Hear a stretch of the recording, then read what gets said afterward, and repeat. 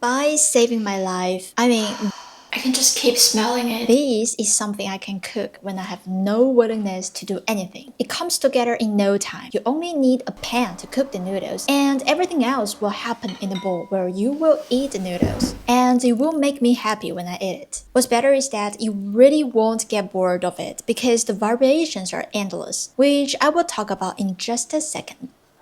Start from the essential. Peanut butter. Any kind of peanut butter works here. Although I buy smooth, natural peanut butter 99% of the time. I don't know why. What sits in my pantry today is this unopened, skippy, smooth peanut butter, which I probably bought for nostalgia. So that's what we're going to use today. A small trick here. Even though these are peanut butter noodles, I like to add a touch of tahini, or even better, toasted sesame paste. Peanut butter is quite sweet, even those natural ones without any sugar. And the bitterness from tahini balances it well. Peanut and sesame have different shades of nuttiness, which enhance each other. You can also use crunchy peanut butter, of which I'm not a big fan personally, but I do like some texture in this dish, usually with some nuts, seeds, or crunchy veggies. Today I toasted some flaked almonds, which is a bit of over the top for this dish.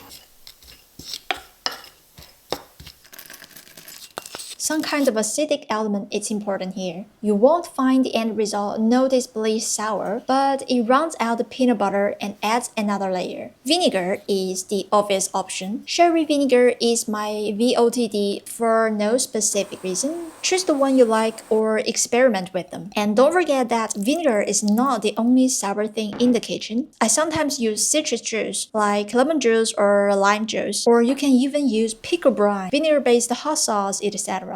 Then we need the fundamental seasoning, salt. But I rarely use salt straight. In this dish, soy sauce is my top no-brand choice. My another favorite is fish sauce.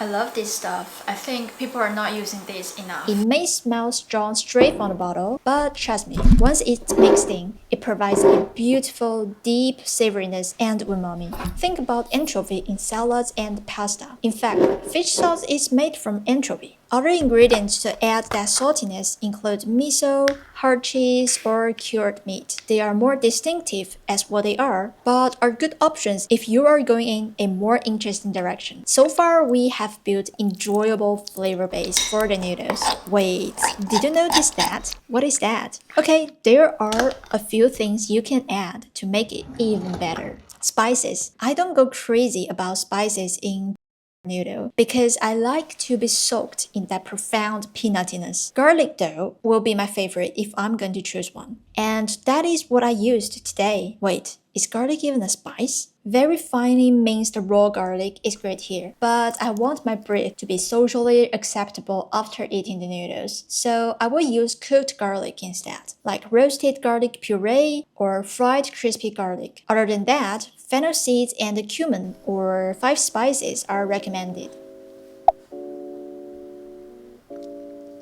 Herbs are great to cut through some of that richness from the peanut butter. A few great choices are scallion, cilantro, chive, and mint. I prefer chive. It is trickier to chop though, but I learned this kitchen tower trick all on the internet, and I think it's working. Is it? Tell me it's working. You put all these in a bowl where you're going to eat. Mix roughly. Don't worry if it looks too thick now. And now it's a matter of cooking the noodles. An unpopular opinion, I think pasta like spaghetti or capellini works very well in many Asian noodle dishes, including this one. So if that's what you tend to have in your pantry, I encourage to give it a go. That being said, if you want to have the food as soon as possible, use Asian noodles because they take 2 minutes to cook. Don't discard the noodle water. This can be used to thin out the peanut sauce. Add the water little by little to get consistency you like.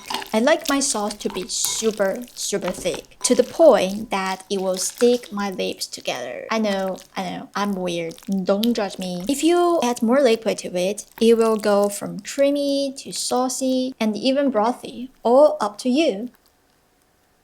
I usually cook some vegetables with the noodles, like cabbage or spinach, to make it a more complete meal, and eating vegetables just make me feel better.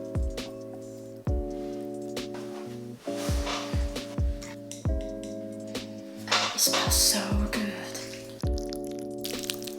Add an egg or some tofu for more protein, but even that is a little excessive when I need a minimal effort meal. A good one.